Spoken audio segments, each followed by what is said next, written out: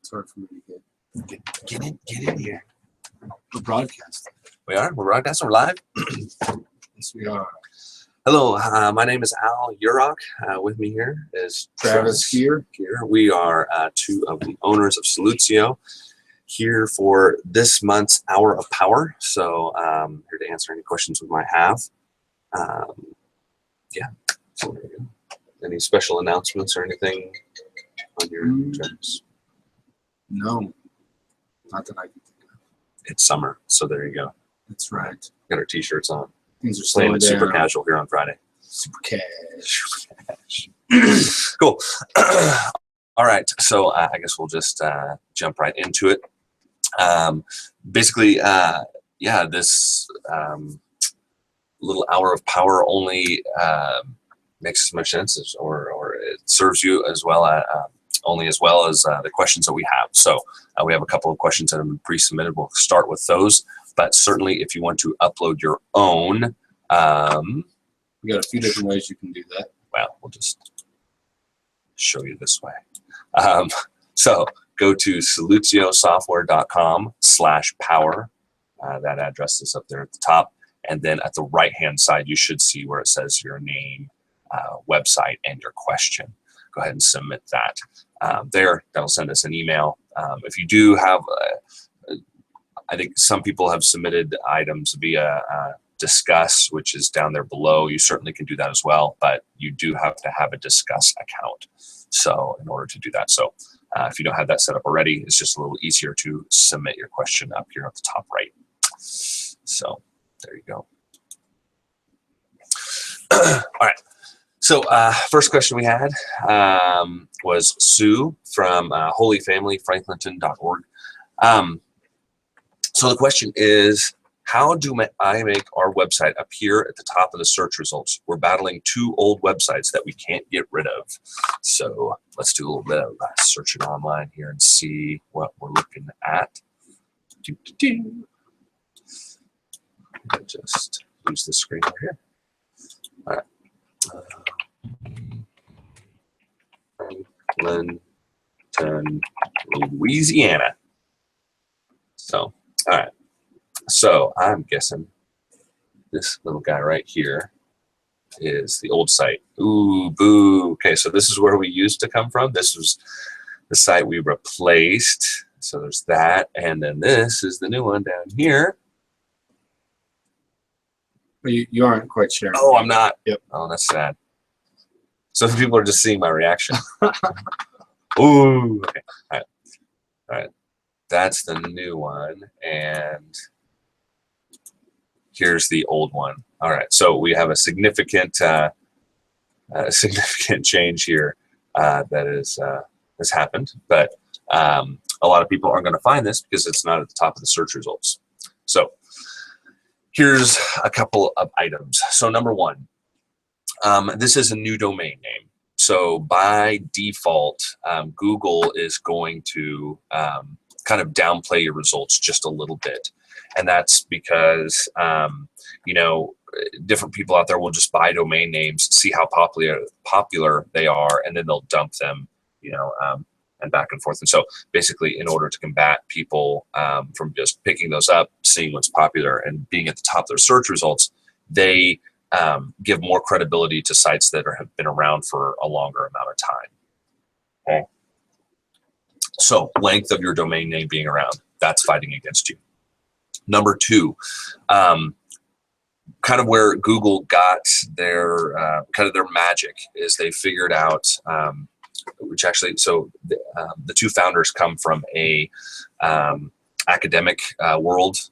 They fell in love with academia. I think their parents were academics, and so as they were going down through this, they kind of connected this idea of how important is a particular paper, right? So like if you look at a book, or if you look like you write up a thesis statement, right?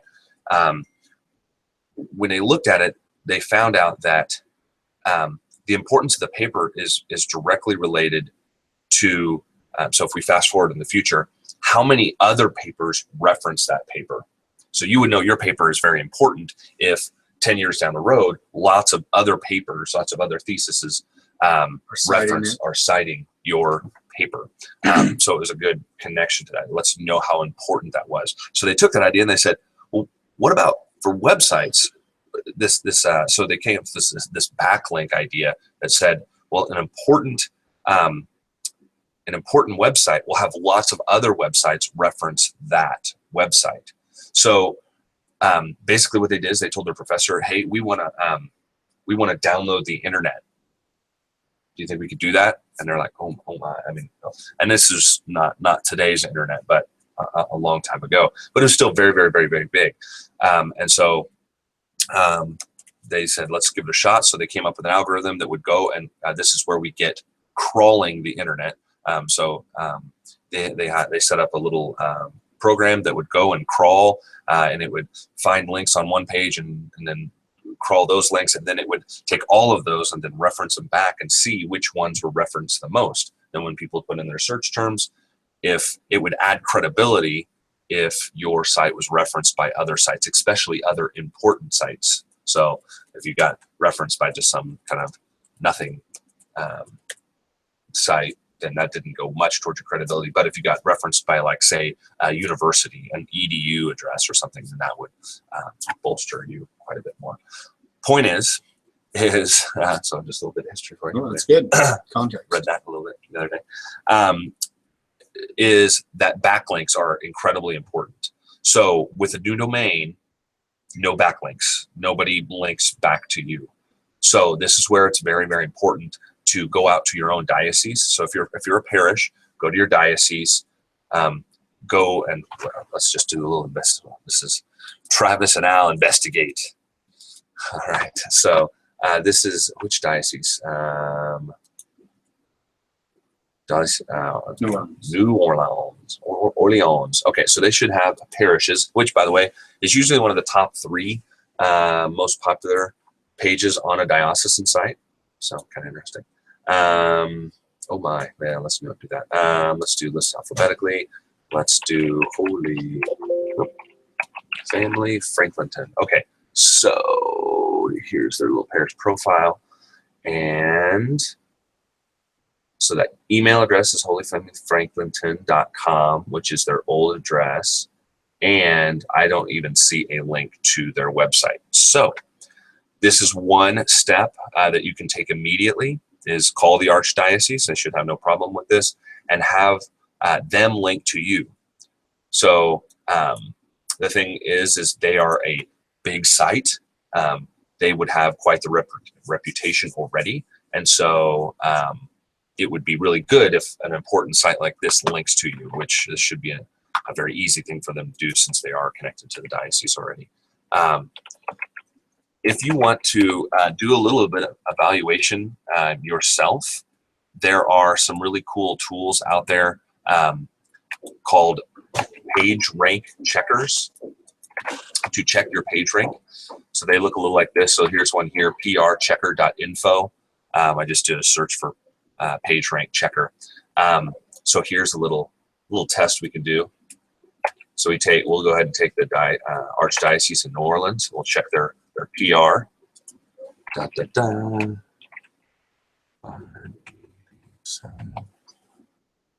Oh, anti-bot code. It's incorrect. I'm a bot. Let me try that again. Mm-hmm. Oh, I gotta put it again. Goodness, I got you here. That's right. G3U. How about the details? 59G. Well, where are we on the last one? I was distracted. Exactly. Okay. Not available. It might be because it's HTTPS. Yeah. Give it another shot.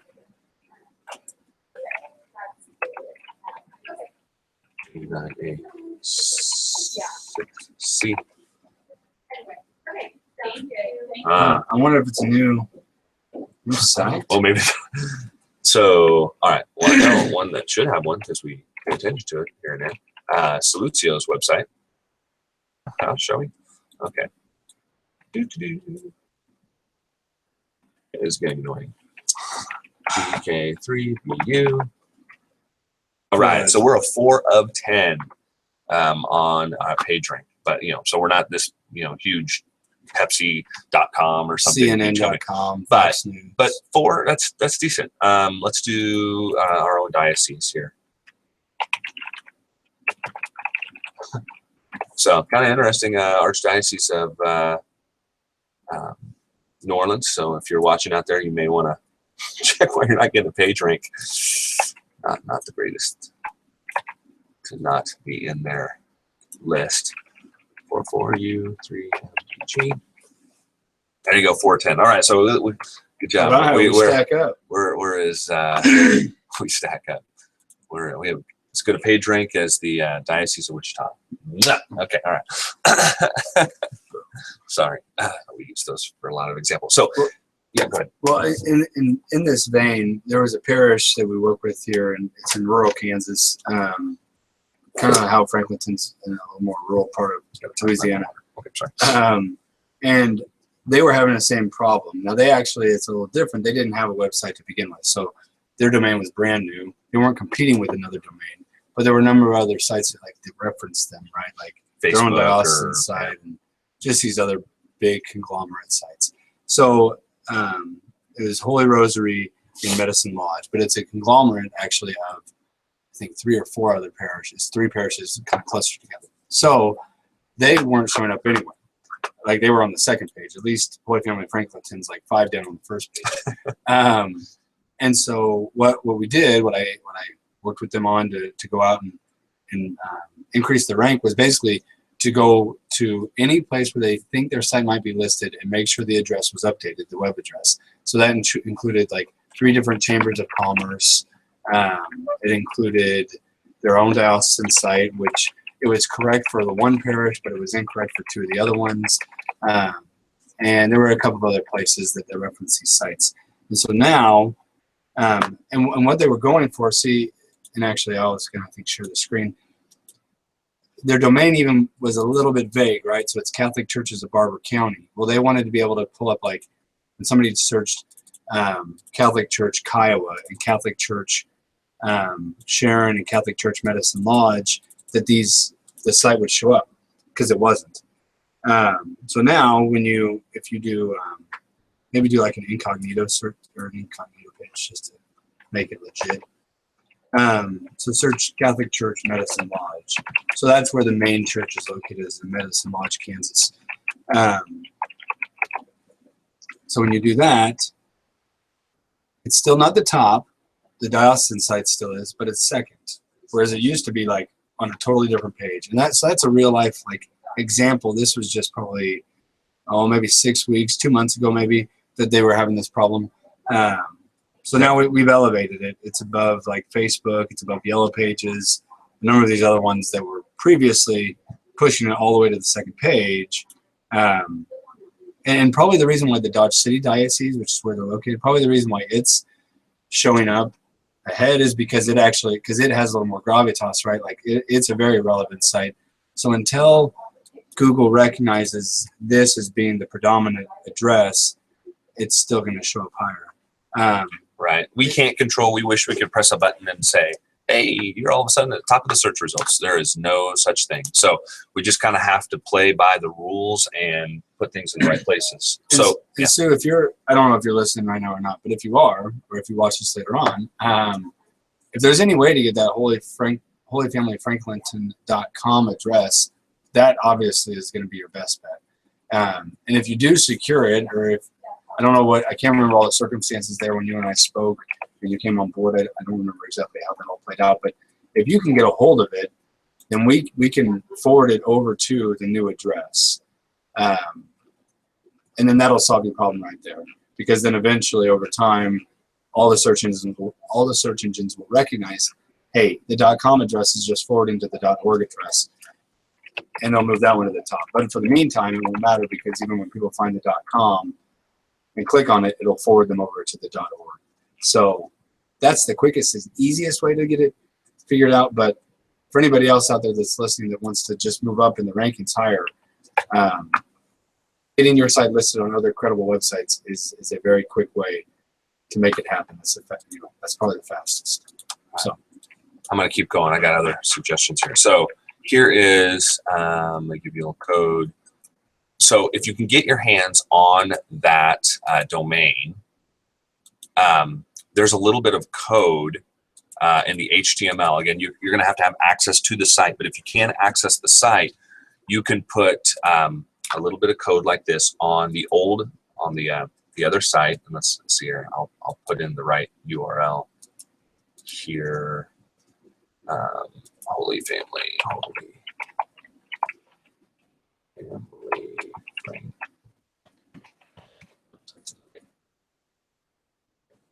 I gotta spell it right.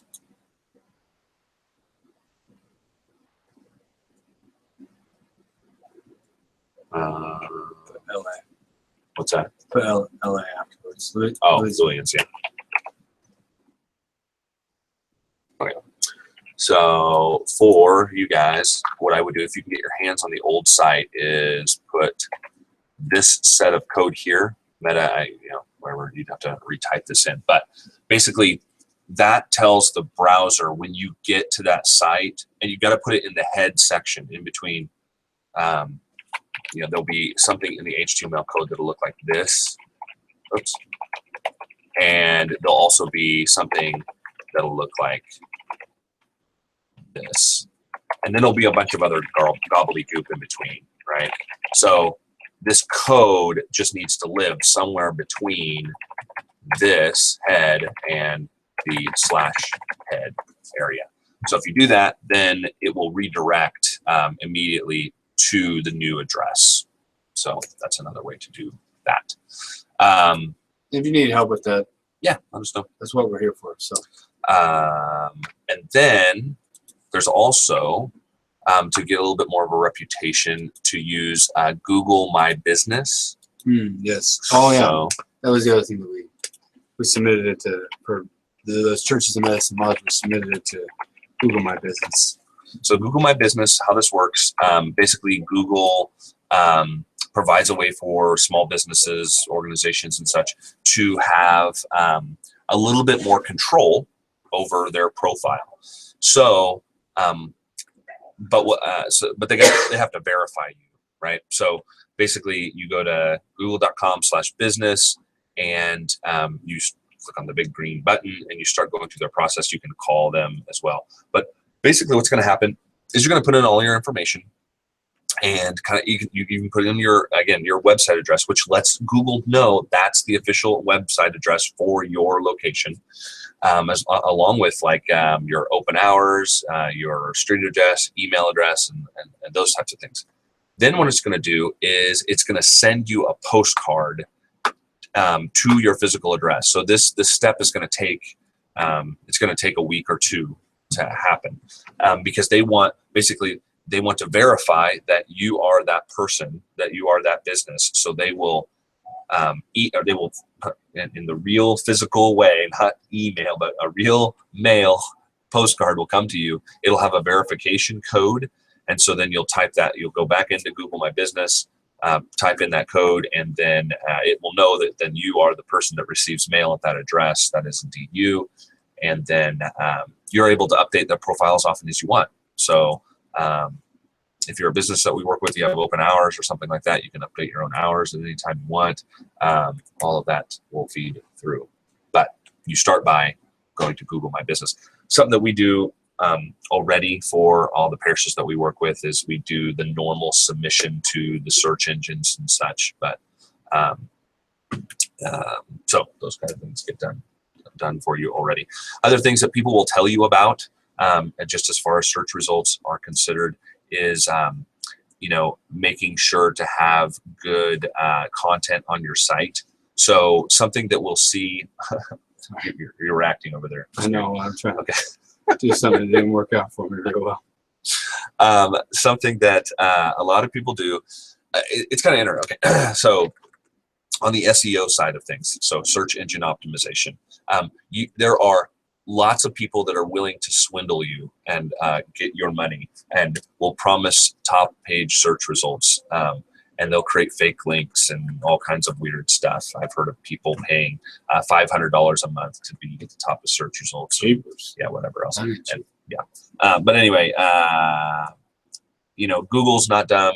They, over the past, they have they've blacklisted different sites because of their kind of ways to try to get around Google's algorithm. The best way is to submit it, properly, have good backlinks, and do those right things. As far as search engine optimization, being able to come up in those results is doing a few of the things around making sure that you have some content on your homepage that lists out those keywords that you're looking for. So, for instance, those Catholic churches in Kansas, they should have some information on their front page that lists out those town names, the areas that they serve, those patron saints, basically anything that people may be searching for. I see a lot of schools do this that we work with. If they're trying to get better about search engine optimization, they will put like a welcome message that will list out the areas that they serve, the counties, kind of what people would be searching for. If those search terms are not on your homepage, then you're not very likely to appear. St. Mary Saints in Augusta. These guys had a professional group come along and do search engine optimization. They found out that a lot of it was already done, just by nature of having kind of a site that's well structured and put together. But the one thing that they did change was this. And so I just kind of took note of this. I found it very interesting because I'm certainly okay with spreading on this free knowledge to everyone else. Okay, so they restructured their homepage. So here's their homepage. If you scroll down a little bit, you see a welcome from Joe McBride, good guy out there. And you see down here, it's like, so they use language like kindergarten through 8th grade, private Catholic schools, serving families, and then they use things like Columbia and Richmond counties in Georgia, right? This is very specific and would seem almost a little bit weird to somebody that would be visiting, but it's because they're optimizing for search. They use things like accreditation by which different organizations, again, because those are things that people might be looking for. So anyway, if you want to appear on the results using those terminology, this is a great hint. For any Catholic school that's out there, I'd probably sign up for class there. Go ahead and take notes on stmarysaints.org and go ahead and get that free advice from those professional consultants that came along, because that should help you along. So you can tell we can talk about search engine optimization for quite some time. Nope, I'm all done. I bet you are. But we've actually had a couple more The questions. term search engine optimization comes from the Latin phrase. Okay. No more. Yeah. So Searchio optimization. You all thought you were tuning into Hour of Power. It's about to come the hour of MMA with Alan Travis. But got a couple more that were submitted by Adrian Kerper. I hope I said that right. St. Bonaventure Parish.org. And I think I haven't put them in there yet, but we also had one from Phyllis. Should we get to that one first? Okay. That's fine. Okay, so Phyllis from St. Charles Borromeo asks, using Google Analytics, can I determine how many of our website, how many are using our website and how many are using our app? An overview of Google Analytics would be helpful. Okay, so for those not familiar, we use Google Analytics across the board for people, trying to figure out how many people visit your site, all kinds of things. And I think I've talked about this before at different hours of power. So, but I'll give a good kind of a quick run through of that. Okay.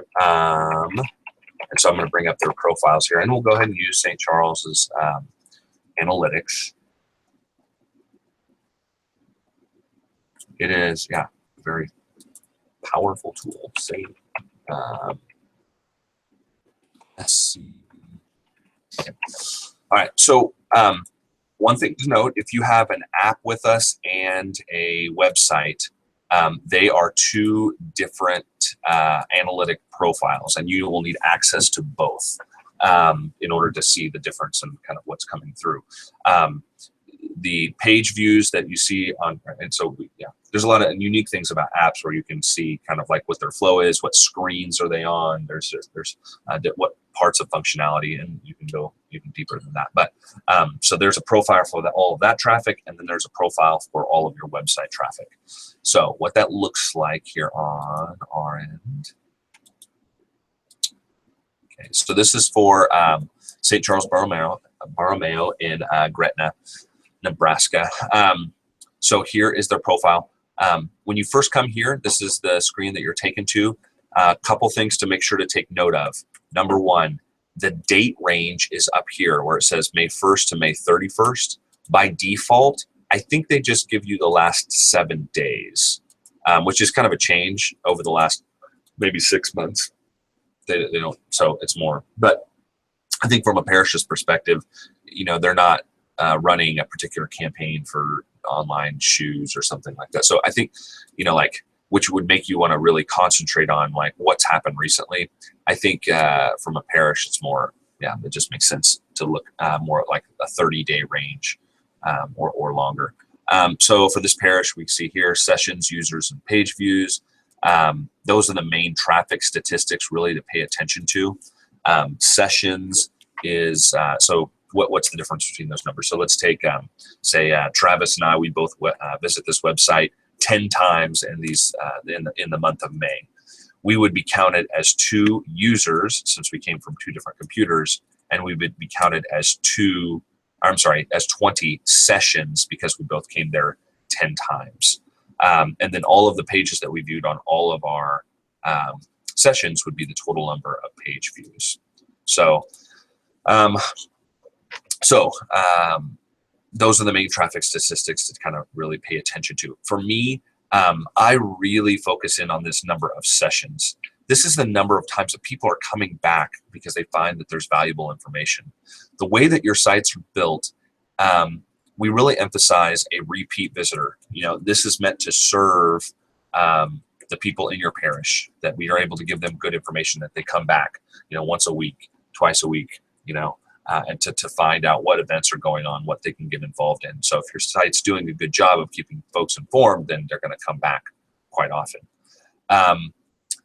And then, you know, users, just realize that might be a little skewed because people may be visiting on 2 different devices or 3 different devices, their phone, their home computer, their work computer, and those all count as a user because they come from different computers. And total number of pages viewed, some people get excited about that. That's okay, but realize as your site is around longer and longer, people know where to go, so they're not wandering around as much. So that number will be inflated when your site launches, but it will go down. I don't think that's a horrible thing either. You know, for instance, we could make page views go up on all of our sites by making the bulletin harder to find. You know, you have to click around and try to find out where that thing is. So I think it's really good that I think for a lot of the folks that visit the site, they're served right at the beginning, right? When they get there, they can download the bulletin, they can see the calendar, they can see the news without having to go to any other pages on the site. So if you are a person that sold shoes online, that might be a bad thing that you have a low number of page views because people aren't finding the shoes that they're looking for. But for a parish where you're trying to deliver information, I think it makes sense to not be so worried about that. We can tell things like what languages people speak on their browser. We can, there's all kinds of different audience information. Demographics, go ahead and enable that. We can tell where they're coming from, like their geographic location. So obviously most of these from the United States. Go down, most of these from Nebraska. And then where in Nebraska we can see as this loads up here. So most of them obviously from the Omaha area where Gretna is located. So anyway, that's an approximation. So that's kind of fun. I always like to check mobile and see how that's doing. What percentage of people are visiting via a mobile device versus a desktop. So in this case, 52% mobile, 37% desktop, and then about 10% tablet. So make sure, you know, the majority of your people that are watching, you know, viewing your site are on mobile devices. So make sure it looks good on those devices. Make sure you're checking it there too. I think people that edit the site, have the tendency to really mostly just view the site on the desktop because they're updating, and then they see what they, because since they update on the desktop, they probably look at it on the desktop. But it's good to take a view of that, of how your customers seeing that. And then finally, the last thing I think that's kind of important to look over here is underneath behavior. If you go to overview, you'll see what the most popular pages are. So the home page, the calendar, the bulletin, the staff page, another link to the bulletin. So anyway, kind of gives you a little bit of insight into what's the most important. Okay, so that's the parish side. A lot of the same things apply for the app, but it is a different profile. So for you Phyllis, we can give you access to this profile. We can see here's over the last 30 days, and we can see the number of users, or the amount of traffic. We're seeing 2,800 page. Here, let's go back to the audience overview.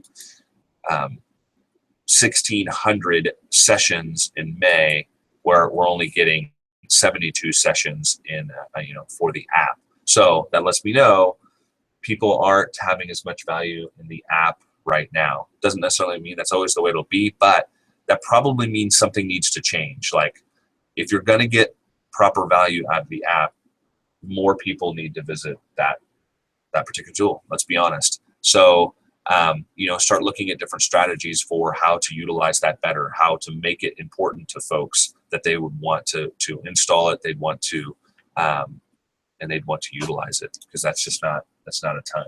Maybe you need to be using a few more push notifications. If you already have a pretty good install base, you may up the number of push notifications, create that value so that when people see, oh yeah, I forgot about this app. Because what happens when I get apps and I don't use them all the time? Yay, here's my apps. Okay, as they start to be less and less important, they start to make their way down to other screens further and further down the line, and then I forget about them, right? So push notification allows you to kind of rise back up importance. So there you go. So here for your site, we can tell different things, behavior. Let's see here. For the app. For the app, sorry. What did I say? Site. Okay. Yeah. So they're kind of looking at the home page and a few of the details. Oh, yep, sure.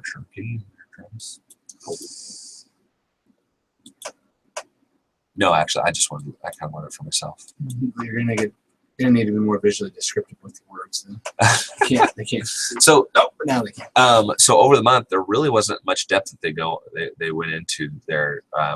So you may need to look at kind of like what is on your app, or what are people finding interesting. So here's one that I know is a little more successful. Let's see here, BS Wichita mobile app. You guys probably seen me point these guys out in the past. So let's take a look at what their statistics. Oh, you can tell real time. Okay, so looking at their audience. So 180 users, 706 sessions, and this is interesting, right? On apps, I always find this kind of neat. On most apps, the number of screen views, if it's well used, they're going to be looking at a lot because they're going through screens. They're looking at the daily mass readings. They're kind of pacing their ways through. So you will typically see, I think, on an app, a higher number of screens per session that they go through. I think that's pretty normal. And then if we look at behavior, what the most popular pages are. Bring that up. So that's probably some of their different news pages, different particular news items get kind of wrapped under that area. Their weekly magazine, parish news. At the top of it, I've seen daily readings is up there. The calendar, pastor's letter. Anyway, this can be helpful for you to kind of see what folks are taking a look at there as well. And you can go, if you want to see what their app looks like, you can just go to the Google Play or the iTunes store, and you can see right there what it is. And look up Blessed Sacrament Wichita. Google Play.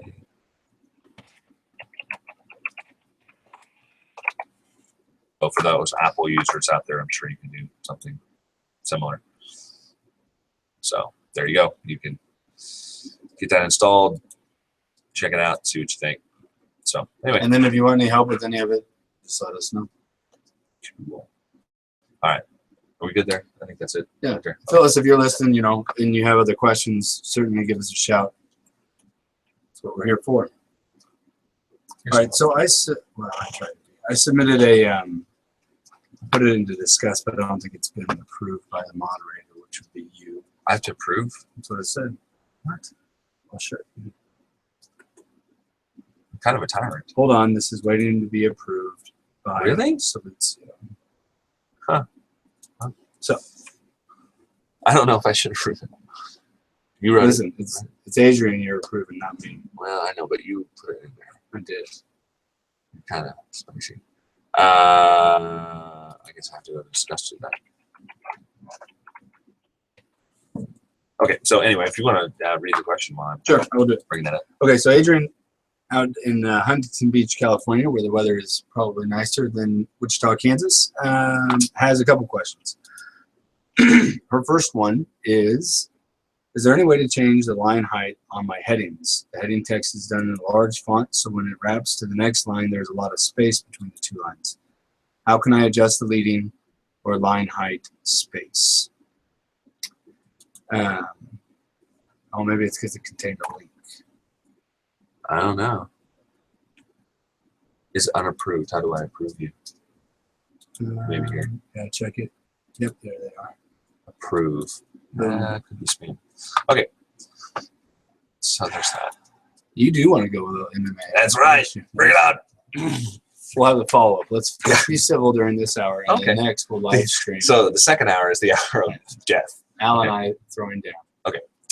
Okay. So there they are. Is this So- all the same thing? Yep. Well, there's two different. I just instead of inputting them separately, I just put them in 1 and 2. All right, let me put it here so if anybody wants to read along, they can. Okay. All right, so like you said, is there a way to change the space on the headings? So if we take a little look at their site,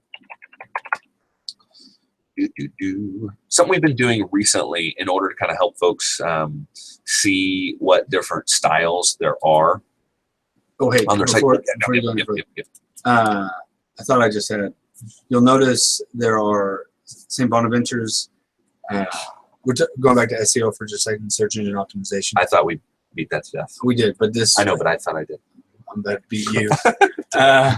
So they had 13 Google reviews. So getting, going out there and getting some Google reviews, just paste it back in.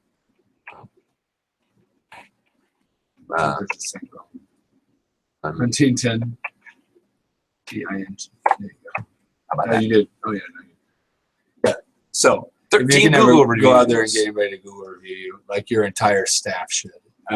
Hopefully, they all give you 5 stars. They were calming. Oh, that's good. So, anyhow, just one more way. All right, I digress. Sorry. Oh my I'm going gosh. deep here. Okay. And I'll chase the rabbit down the hole. Whee! Okay. So line height. Okay. So basically, on not every site, but ones we've done here recently, redesigns and things like that. And basically, once you get a redesign, you'll have a page like this. But basically, it's a secret page. If you may or may not have it, but you give it a shot. If you type in /styles behind your domain name, hold on, cowboy, or maybe just /style. What? Never mind, I'm a complete liar, and I have no idea what I'm talking about. That was just recorded live. I know. It will be on the internet forever. Yeah. So where's their styles page? I know they have one. Maybe this is kind of before we start doing. I know they've got something here because we did a lot of these tests. Maybe this is the first one we started. We had a different address.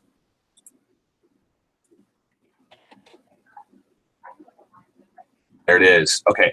So for them specifically, it's called /hidden, but for everybody else, it should be called /styles. So somewhere I was yesterday was St. Vincent in Omaha. Hello, all you good folks at St. Vincent's. Styles. Oh, there it is. A little indication for me. So it's /styles. No, it was recorded. No, I know. You're a I got liar. it. Okay, got it. Super liar. All right. So here is their fonts. I think these are the folks that kind of helped us to like realize, hey, we need to be doing this. Hmm. So anyway, okay. Well, thank you, St. Bonaventure. Yes, indeedy.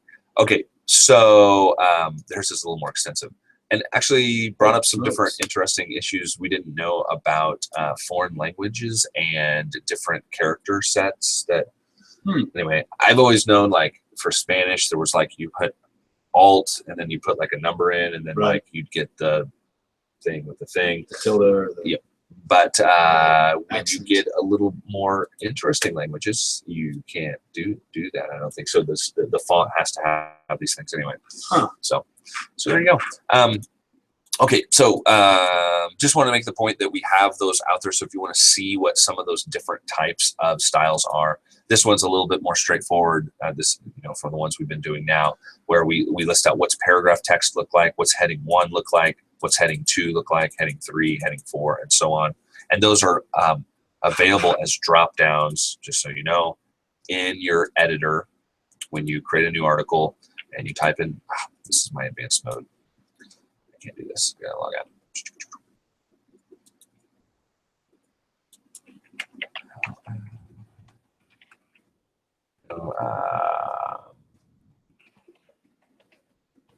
You're looking at me for your password. Kitties 1 2 3. I don't know. Okay. So if I come in here, okay. So if I type in something and I want to use one of these pre-configured fonts that we've used, where it says paragraph, you click there, and then I can change that to say heading 1, or I can change it to heading 2, and then basically once this is a preview of kind of what it look like, but when it actually hits the website, heading 1 will look like this, heading 2 will look like this, and so on. So the editor, just realize the editor, it's a what you see is what you get editor. It's kind of an approximation though of what the site will look like. These styling elements that you see me putting, or, that are on this site, those are actually like finalized and placed when it actually hits the website. So there you go. Okay, so long story short, because sorry, Adrian, I just kind of wanted to expand on that a little bit for those that aren't familiar with this. But the answer to your question is that's really controlled from the template perspective. So you can do things to override that with a little bit of HTML code. Let's see here, line height, inline, CSS inline. So we can control that. You just basically say, hey, we want a little bit more spacing to our line height, and then we can set that up for all H2s or all H1s or whatever particular item. But if you do want to do a little bit of STL here,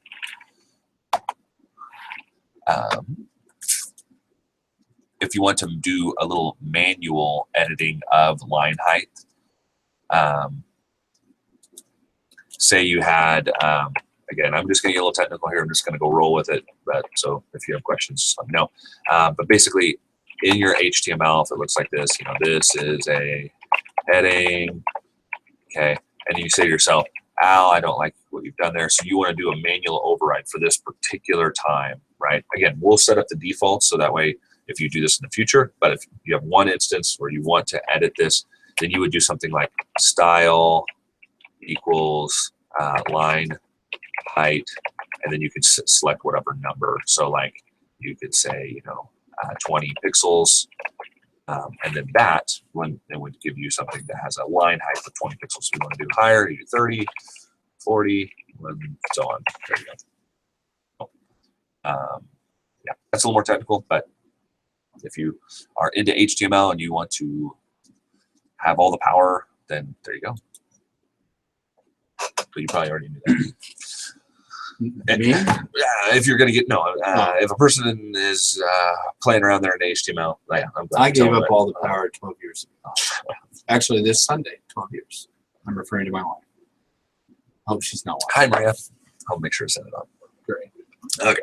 Any other questions? Well, Adrian had the second one. Oh, second one. Boom. Yes, of course. Too many tabs. I know. Yeah, crazy here. in my Actually, before we get to that one, yeah, Phyllis had a follow-up Yeah, from SCB Gret, or from St. Charles Borromeo and Gretna. It's basically just asking if there was a way to print Google Analytics, which I think, Adrian, sorry to jump over you, but this one should be pretty quick, and because your second one's probably going to be a little bit longer. So here, yes, you can. Here's what I'd recommend if you want to do that. So Google has this really fun thing to send you reports on a schedule. So say, yeah, we have our little report here last month, okay.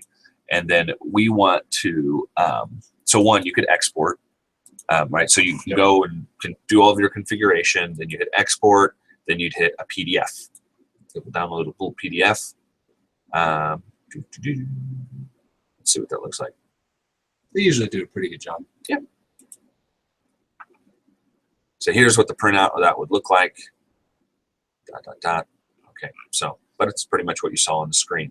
Now, for something like that, if you're trying to kind of like putting that on the report for somebody else on their desk, you know, and so they could keep kind of monthly stats, you may want to do something like this little email option instead. So you can put in a person's email address, you can put in a subject line for whatever you want, and then the attachment can be a PDF, and you can send it out weekly, monthly, whatever. So we'll say on the first day of the month, we're going to say, you know, this is our stats. So what's nice about this is it comes out and it prompts you and says, hey, here you go. Check it out. Check it out. So without you having to be reminded to come back here. So if you wanted to like send them to yourself, Phyllis, you just from out where it says from out, then you just throw in your same, you know. You just send it to yourself. You put the same email address there. Off to the races you go. I do have a simplified view. I think most, well, if you got our monthly updates, you would have saw it. So let's see here. Solutio software. Let's see. I don't remember what this is. It's the slash. If you look in your own email, you should have the link to the Solutio one, and then you can just copy on the code. That's true. That's fair. On the monthly updates, I send you a link. You could also print out that. Because here's the thing with Google Analytics, it can get very technical, and it, you know, right? So I already have to explain, right? So if you're again, I don't know what your purpose for this, Phyllis, is, but if you're trying to put this in front of a pastoral counselor or something like that can be hard, right? For you to be able to explain what all those things are and for people to really keep track of those. Again, I think the most important thing is the number of sessions. So when I put out my monthly updates, that is what I use. Sessions is just one good clean number that is meaningful, and you can see what that looks like. So what if you, again, depending on your audience and how deep they want to go, you may just want to print out your monthly update stats. So this should be in your monthly update. There's a big link that says view my stats. Should look a lot like this. And this will give you the blue being the previous year. So I give the last 4 months, and then I do the blue and the red here for the previous year and the current year, just to give you an idea of kind of where things are going, right? So February was pretty much even. March, you know, this current year starting to take off. Certainly April, we have a much better year. This is Colwich. This is my home parish. And then, you know, so things have continued to climb. Probably why February last year was so good is that's when Ash Wednesday was. It was in February, and then it was in March this year. So ergo, it kind of like crept up on, it had a better month than it normally would. Right. So anyway, I think if you print this, it'll be like fairly reasonable, right?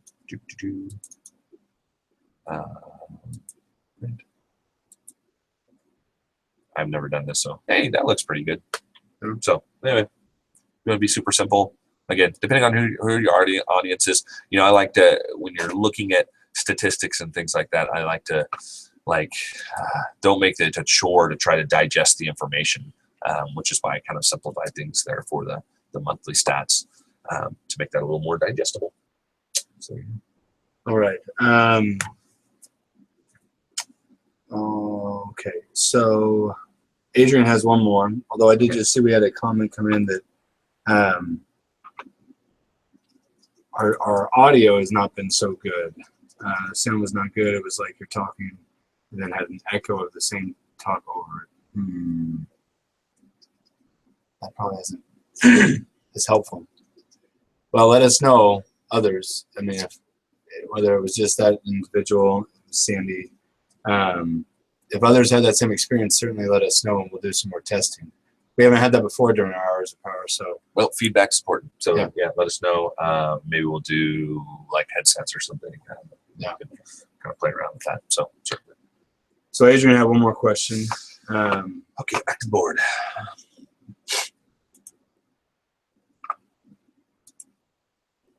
All right, so in my Presider schedule module, under basic options on the right, it looks like there might be a way to add a background graphic. Can I add a gradient fill graphic as the background of this module? Is it just as easy as uploading? What would the dimensions in the background need to be? Okay, so let's see, this is St. Bon. St. Bonaventure, in Huntington Beach.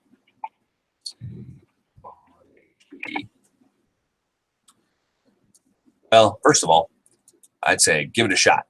We don't use that a lot, I will say, the module background, but I think there's one instance I remember of using it. We were playing around with it maybe a couple months ago. But so what Adrian's talking about in the module manager, again, this is a little deeper than some folks will go, but here we go. So the module is your Presider schedule.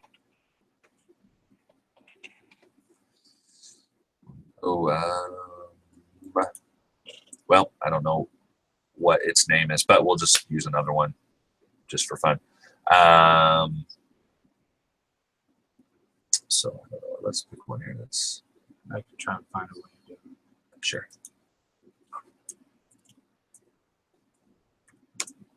Trying to kind of find a normal active module.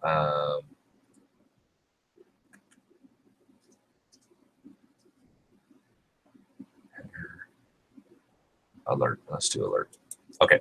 So what Adrian's talking about, basically on the site, and here's the Presider schedule, it looks like.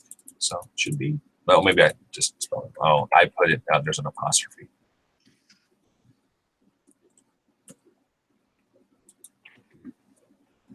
That'll help. Okay, there it is. So here on the Presider schedule, it looks like she's got a blue background behind there. And there is a select background image that you can select. It looks like how she's doing this right now is she's putting a background color into the code and putting it into a table, which is making it have that blue color that goes down. So here's a little advice. So one, you could put a background. In fact, you could put a background in that table. If you look up background, you're already working here in the CSS, but you can reference another color here. But you may get a lot more mileage out of a, let's see here, CSS gradient generator. So you could put an image back there that would be set, or I think it's this one. Ultimate CSS color generator. It has to be that one. It says the ultimate. It is the ultimate. So what's kind of neat about this is I can change all kinds of little characteristics here as far as like what the gradient will look like. Does it go to transparent? What colors does it use? You can select your own colors. There's all kinds of craziness that's kind of neat around this. Okay, so say I want to use one of these, then this is the CSS that I need. And in all reality, basically there's a lot of code here, and let's just I'll just show you what you actually need. Because you can do vertical ones, you can do horizontal, you can do diagonal. Basically, this CSS is a enhancement to the HTML, kind of tool set that you can generate your own gradients and things like that just through a little bit of code. So basically, in today's world, I wouldn't worry about any of this garbage here. They're not Well, I wouldn't worry about it. I'll tell you that. They're not stupid. So much so I wouldn't even look at it. Okay, let me come back. Okay, so I've copied the code from that CSS gradient generator, and there's a lot of stuff here. So we can get rid of, let's see here. See these different rules. You see where it says background? Those are the different rules that are being set up. I don't think we really need to worry about older browsers at this point. Those are pretty darn old. So again, just to kind of simplify your world. So I would say delete all of that. Basically, the rule you need is background and then linear gradient. That's the newest version that handles IE10, Chrome 26 Plus, which is, I think Chrome's like it. I think it's in the 50s now. I don't know. And then you can get rid of all of the star stuff behind that. Yeah, you don't need to worry about IE9. Anyway, that's just my opinion. Okay, so here we go. So we have this is out of all that code, this is what we need. Background, and then get the rule there that's linear dash gradient. And then it should give you a bunch of characteristics. These are colors and stuff to use all the way through the semicolon. Okay, so we'll copy that. And then let's go to St. Bond here. And just so I don't, I'm going to want to show what what this looks like live. So forgive me, Adrian. So we're going to just temporarily replace it here for a second. Here they can't. You want to switch again? Okay, yep. You know, what would I do without you, Travis? Probably have a lot less stress. I try to ask you that every day, but you don't ever All right. respond. So, so where it says background color, colon, and then you see that same semicolon, basically just replace that. Oh, replace it with the background, blah, blah, blah, blah, blah, semicolon, off to the races. Okay, so now what it's going to look like here for a few seconds while I do this, it'll look like that. What? Cool. All right, so there's I think that the table must be broken up into a couple sections, but that's that gradient where you see the lighter to all the way to the darker. So anyway, if you put it into a big table that takes up the entire space, then you'll see them all in one deal. But gradients, certainly kind of a neat thing. Those CSS generators, and you can get as funky with those as you want. Again, just look for the ultimate CSS gradient generator. It gives you the link. And if you want to use all that code, you're welcome to, but I think a lot of it's just hogwash, so I wouldn't worry too much about it. The other thing is, if you do want to play around with backgrounds, realize that the modules themselves under advanced options, if you go to the module class suffix, okay, we're getting deep here. There are built-in color schemes and things. So for instance, probably an easy one for most of you that works, if you put a space after whatever's already there and you put in like box 1 or box 2 or box 3, box 4, probably usually goes up to about box 5. So let's see what that looks like. I'll put in box 1, and there you go. You can see that there is now, well, now there's the colors there, but you notice that it even goes around Presider's schedule. Again, those are some adjustments that could be made, or you can choose to, do different things in there. Anyway, if you apply one of those suffixes, then you can, you have some pre-built-in colors. So if you want to see what those look like, just go ahead and throw, one of them in at a time, see what they look like, see if you like them, and there we go. And then that's something, if you have a color, like those boxes could be a color gradient, they could be a background. Sometimes we do that on some of your sites, or we override some of those, but each template does have at least some of those built in. If you want to change what those are, then just let us know, and then we can change out and say, oh, I don't like that color of blue. So then we can make the box 1 accent or module suffix into Pink. No pink. Except for on Gaudete. Sunday. There was one last question, but I know we're running out of time. Actually, we're right up at 11. Oh, we were out of time. This is the That's least right, on my camera's over. Now it's MMA. Hopefully there's no echo. The second. Yeah. Just kidding. Okay. But one more. Brenda, well, I was going to say, or we can push it to the next time. We can. What do you think? I talk a lot, so. You do. But, it's good. Your voice is soothing. And It's from Brenda out in Christ Our Hope in Atlanta, and she's asking about. Oops. I have difficulty quickly rotating and changing pictures to make them fit on the webpage rotator. Is there an easier way to do this? So I know that's a little bit more complex. Let's take a look real quick. Go a little an extra inning. Sweet. The hour and 15 minutes of power. We'll make it. We'll catch it quick. Dear Christ, our hope in Lithuania. Lithuania is. That's a good point. It's very different. Jeez, okay, I'm dyslexic. I know. want to make sure that we're not international yet. You know, buddy. Okay. The rotator. All right. Let's see what we have set up for you guys. Up. Okay. So a couple of things. So what we could do, we'll take a little note here offline.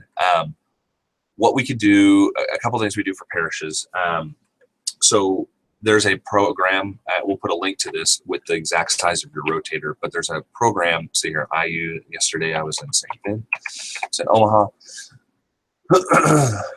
So what we did for them, so they have a similar rotator. Oh, you're supposed to tell me when I'm not showing my screen. Nope, I'm late. so sorry. You're gone. I'm very sorry. It's over.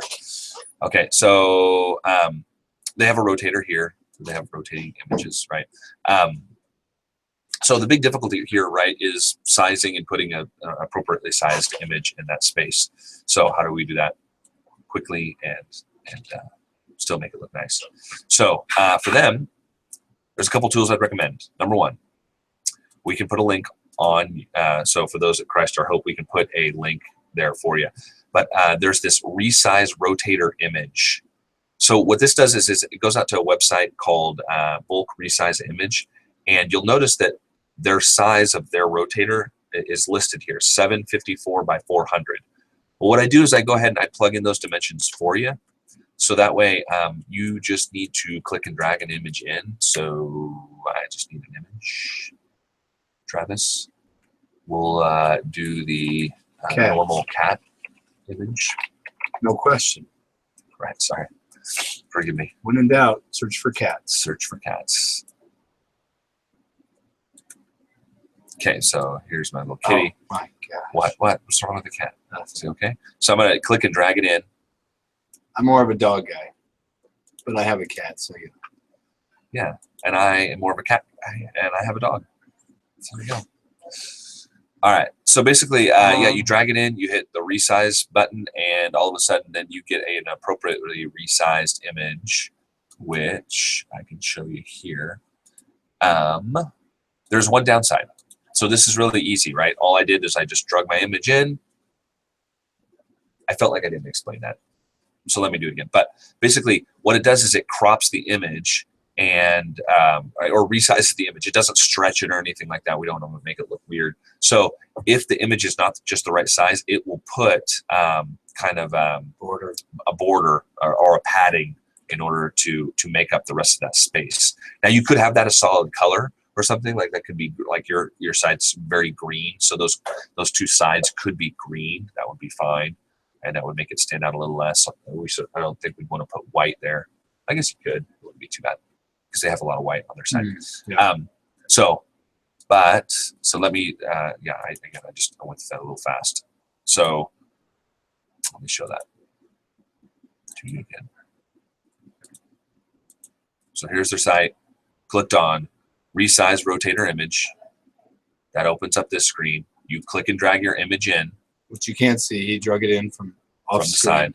Okay. Then it's got your exact dimensions already listed. There's other additional options, but again, we're already good to go here.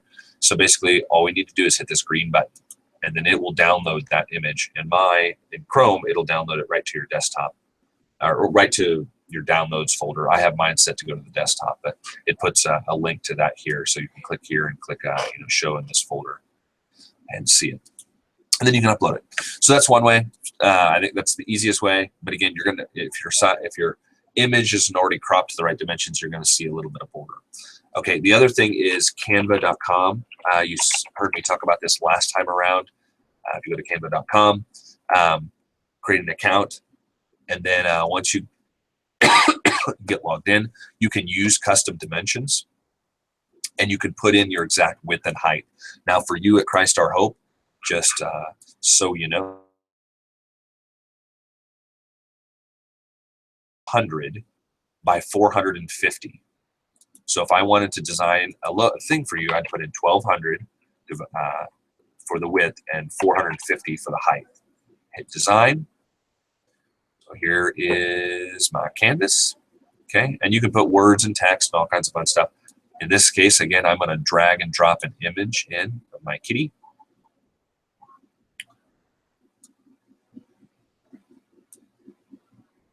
There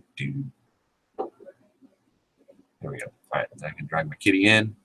And the thing that's nice about this is, like, you can drag it over the edges. You can decide kind of where it gets cropped. So you can make it look just how you want it to. So there's my intimidating kitty. And then you can put like text on top or whatever you want to do, right?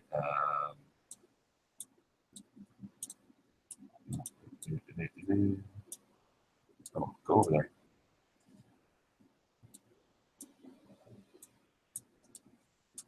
Oh, now it's going to move. Okay. Don't mess with Fluffy. Why not? Well, I think that's an appropriate caption. My kitty. Oh, don't mess with Fluffy? Yeah. Don't mess with all caps. You know, like someone's yelling. There you go. Okay. So basically, yeah, design it to your heart's content, drag other images on top of there, and then when you're done, hit the download button up at the top of the screen. You should see it up here at the top right. And then a PNG works just fine. Hit download, and it should download to your same downloads folder. So, Brenda, if you're watching, go ahead and let Father know we're going to post this on your site. In this case, we won't. So I am assuming, Brenda, that you do know how to, once you have an image, to post it. If not, you know, give us another questions, and we'll save that for the next round of the Hour of Power. But Canva.com is very, very friendly to this. You do have to sign up with an account, but it is free and gives you some powerful tools. So just remember, when you are going in there, to use custom dimensions at the top and put in your pre-configured dimensions. Other than that, you can use, again, for other folks, if that's a little too complex, use the resize rotator image button and just click and drag your image in, hit start resize, and you will have a perfectly sized image every time. Now, you said you'd put that on Brenda's site, right? We will, yes. I'll put one there. So for the 1200 by 450. All right, there we go. Awesome. So, all right, well, that's been this episode of the Salutio Hour of Power. Thanks for joining us. We'll listen to the audio. We'll try to get it figured out, get that to be better. Yeah. Appreciate you guys tuning in. If there's anything else you'd like us to do in the future after you've heard this, always feel free. You can still submit questions. That site stays up all the time, that page, salutiosoftware.com/power. So just let us know. All right, take care, and we'll see you next month.